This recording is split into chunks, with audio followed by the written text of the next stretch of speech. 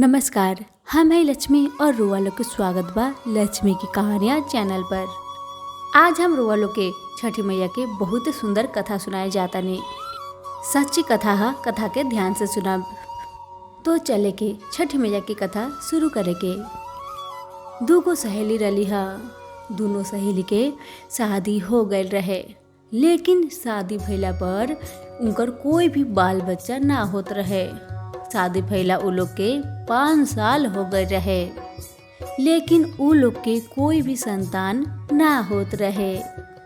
एक दिन दोनों सहेली लोग एक दूसरे से कहेला, सखी हम लोग रोज घर में स्नान करेने, चले के आज पोखरा में स्नान करके आवे के। तब दोनों सखी मिलके जाला लोग पोखरा के पास नहाए खातिर। लेकिन जैसे ही उ लोग पोखरा के पास जाला तो देखेला पोखरा के चारों तरफ में सरसत्ता बनावल बा।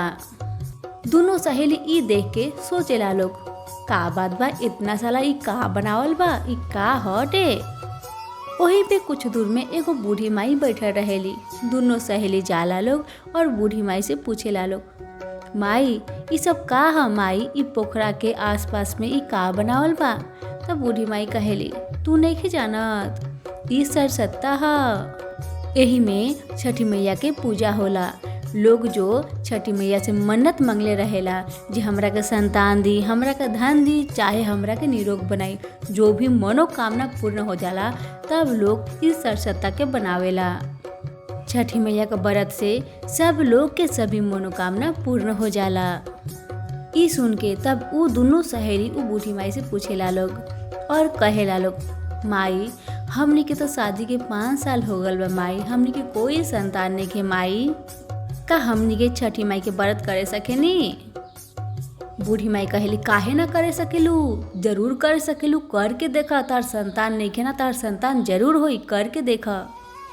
तब वो दोनों सखी कहेली, बूढ़ी माई हमनी के तो कभी भी कोई व्रत पर्व कैले नहीं की, कैसे कौन पर्व करल जाला कुछो ना जाने नी, तनी रुआ हमनी के छठी माई के व्रत के विधि विधान बताए, कैसे करल जाला छठी माई के व्रत।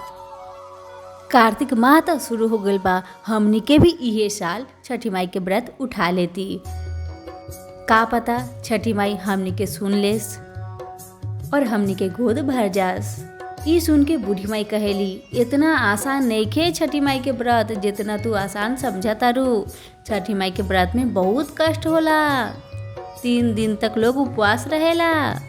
पहला दिन तो नहा खाए रहेला, वो दिन लोग तो नहा धोआ के खाना पीना सब ठीके से खाइए लेला।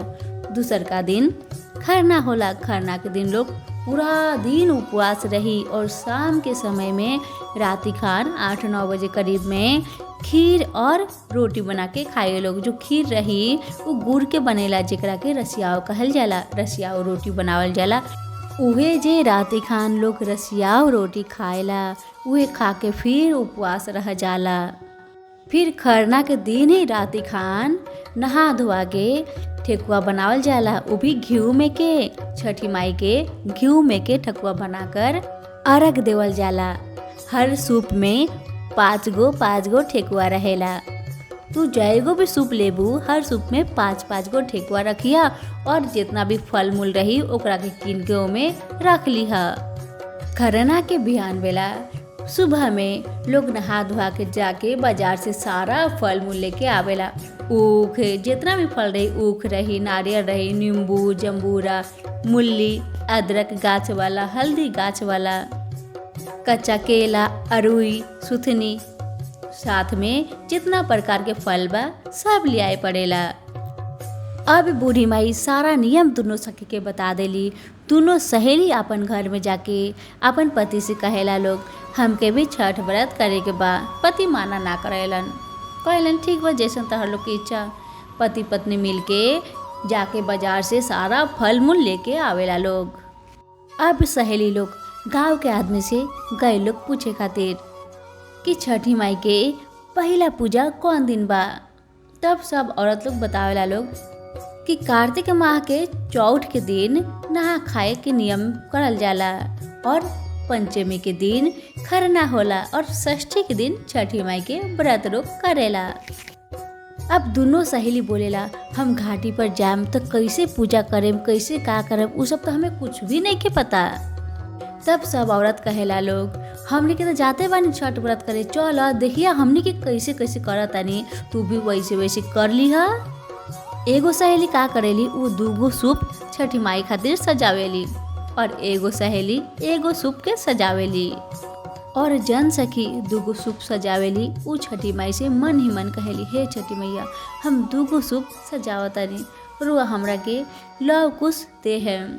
और जे एगो सजावेली उ भी मन ही मन कहेली हे छठी मैया हमरा के एगो संतान दे है। अब सभी लोग घाट में जैसे जैसे पूजा पाठ करता वैसे वैसे उ लोग भी करता। अब छठी मैया वो दोनों सहेली के परीक्षा लेता रही। वो दोनों सखी के गला सूखता, गला वो दोनों सखी के सूखता। छठी मैया परीक्षा लेता रही जी हमार व्रत करे सकत है कि नहीं करे सकत। लेकिन दोनों सखी के ई बात याद रहे जो बूढ़ी माई बोले रही है जी जितना भी भूख प्यास रहो काहे ना एक बूंद तक पानी गर्दन में नहीं खे डाले के, मुंह में नहीं खे डाले के। दोनों सहेली में से कोई भी एक बूंद पानी मुंह में ना लगावेला। नियम पूर्वक सच्चा मन से भक्ति से छठी माई के पूजा पाठ करेला लोग। आखिर में जब छठी माई के पूजा पाठ नियम विधि से कर लेला लोग, सब कोई अपन अपन घरे चल जाला लोग। कुछ समय बाद वो दोनों सहेली के गर्भ ठहर जाला और जो सहेली छठी माई से कहले रहेली हे छठी मैया हमरा के लव कुछ देम, उनकर दूगो बेटा होला। और जो सहेली कहले रहली हे छठी मैया हमरा के संतान दी, उनकर एगो बेटा होला। छठी मैया के कृपा से वो दोनों बाझिन के पुत्र के प्राप्त हो गए। और कुछ समय बीते के बाद जब फिर से कार्तिक माह आयल तो दोनों सहेली मिलके पूरा धूमधाम से छठी माई के व्रत कैलक लोग। हे छठी मैया जैसे रुआ वो दोनों सहेली के संतान देहनी वैसे हर कोई के संतान दी जेकर नहीं खे। हमारी कथा जे जे भी सुनतानी सबे के गोद भरी जिनकर संतान नहीं खे और वो लोग के सारा मनोकामना पूर्ण करी। और ये जो कथा हम सुनावतानी हम पे भी अपन कृपा बरसाई। जय हो छठी मैया की। हमारी कथा रुआ लोग के कैसन लागल कमेंट करके जरूर बताएं और ये कथा के ज़्यादा से ज़्यादा शेयर करब। धन्यवाद।